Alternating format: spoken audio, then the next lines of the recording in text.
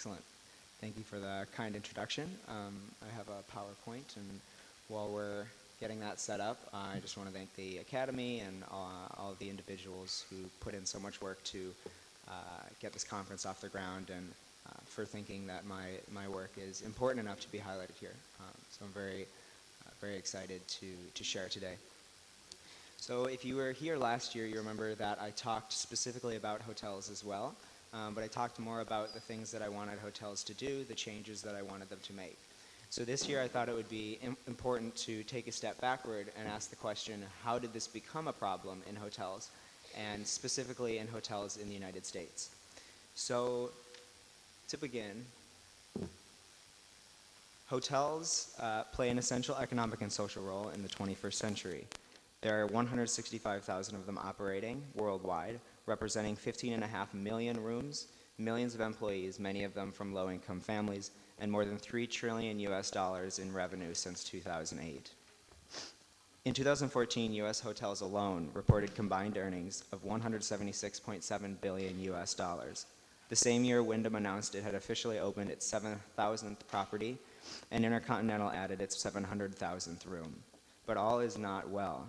Despite doing an incredible amount of good, hotels have a dark side, one few executives will acknowledge. Prostitution has existed for thousands of years.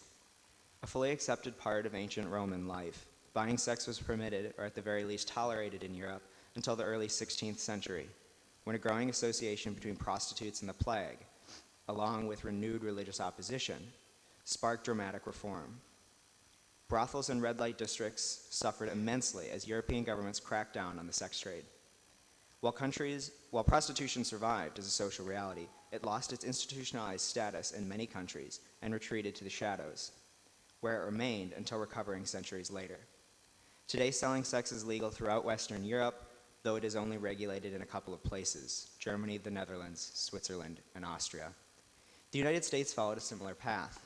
Though discouraged and stigmatized, prostitution was not banned until 1910, when a crescendo of moral outrage produced the Federal Mann Act, barring the interstate transport of women for the purpose of selling sex or debauchery, or for any other immoral purpose. Local red light abatement acts were quick to follow, targeting brothels from coast to coast. By 1920, almost every red light district in the United States had been shut down. Unfortunately, hotels filled the void, offering buyers safer, more enjoyable experiences.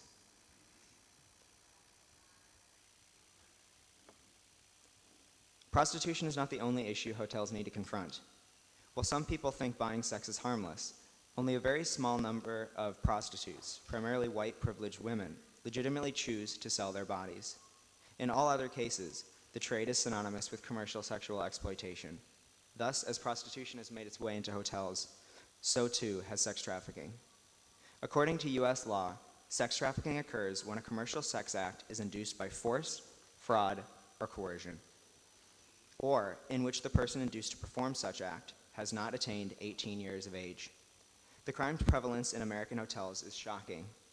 Between December 2007 and February 2015, more than 1,300 cases of sex trafficking in the U.S. lodging industry were reported to the National Human Trafficking Resource Center's Human Trafficking Hotline, involving well over 1,000 potential victims. When asked, service providers and law enforcement agencies report that almost every single pimped victim they come in contact with has been exploited at one point in hotels. All told, hotels are the second most commonly cited venue for sex trafficking in the United States, trailing only commercial front brothels. And this problem affects the entire industry.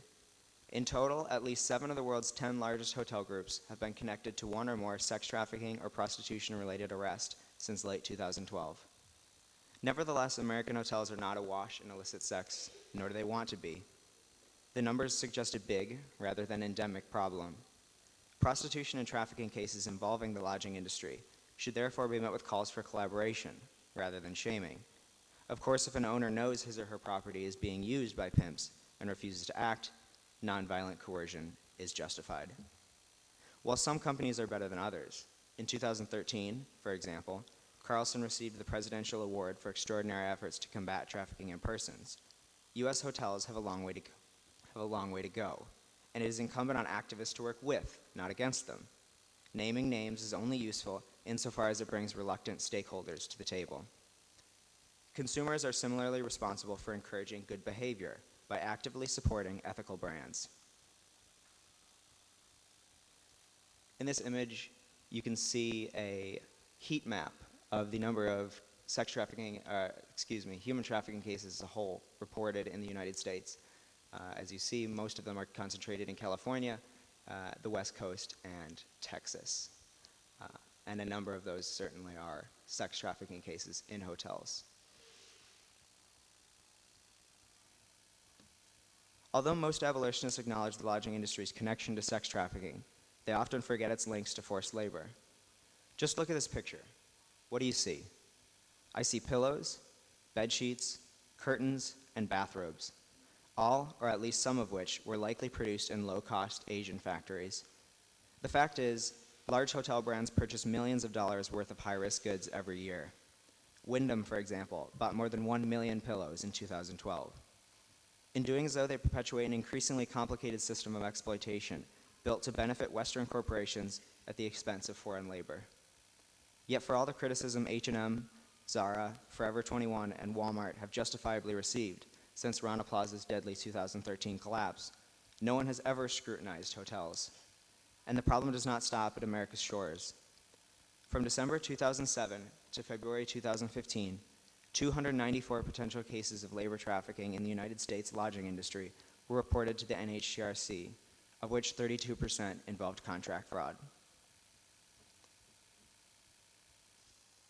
As I said at the beginning of my presentation, I spoke a lot last year about several of my remediation proposals for hotels, including employee training programs, hotline advertisement, and supply chain authentication. If you'd like to know more specifically about those suggestions, I'm happy to speak with you, or you can look at my paper from this year or even my paper from last year. For the last couple of minutes then, I would actually like to speak a bit about the past year and how my work with hotels has progressed. First and foremost, as you can see on the screen, I'm proud to announce Carlson has agreed to post Polaris's human trafficking hotline in as many of its American hotels as possible. Franchisees must agree to advertise the number, which is why I say as many as possible and not all. The conversation began in August 2014, several months before our last gathering, when I approached executives with a handful of anti-trafficking proposals. My hotline initiative was subsequently unveiled at Carlson's annual hotels meeting in February and received universal praise from franchisees and managers. We hope to have the first of these plaques on front desks across America by the end of next year. I'm also happy to report progress on my calls for more collaboration among the hotel industry's biggest players. After our meeting last November, I spoke with Antonia Stampolija, who many of you know, about bringing the idea to life. Since then, the Global Freedom Network and Walk Free Foundation have agreed to co-host a 2-day conference of high-level U.S. hospitality executives in mid-2016 to discuss how hotels can better fight slavery. I will plan the entire conference in concert with both organizations and intend to invite all of the American hotel sector's most important leaders. These initiatives are critical stepping stones and will hopefully catalyze widespread structural change in the near future. It has been my pleasure to work closely with executives over the past year, and hopefully I return next November with even more positive news. The American hospitality industry stands at a crossroads. The time has come for hotels to lead the corporate abolitionist movement. History helps us understand why the problem exists, but cannot solve it. That responsibility lies with franchisees, managers, and corporate executives. Refusing to act is not an option. With that, I'd like to thank the Pontifical Academy of Sciences and Social Sciences again for inviting me to Rome. It is an honor to sit beside so many gifted minds. Here's to many more successes and the continued cultivation of this incredible network. Thank you all.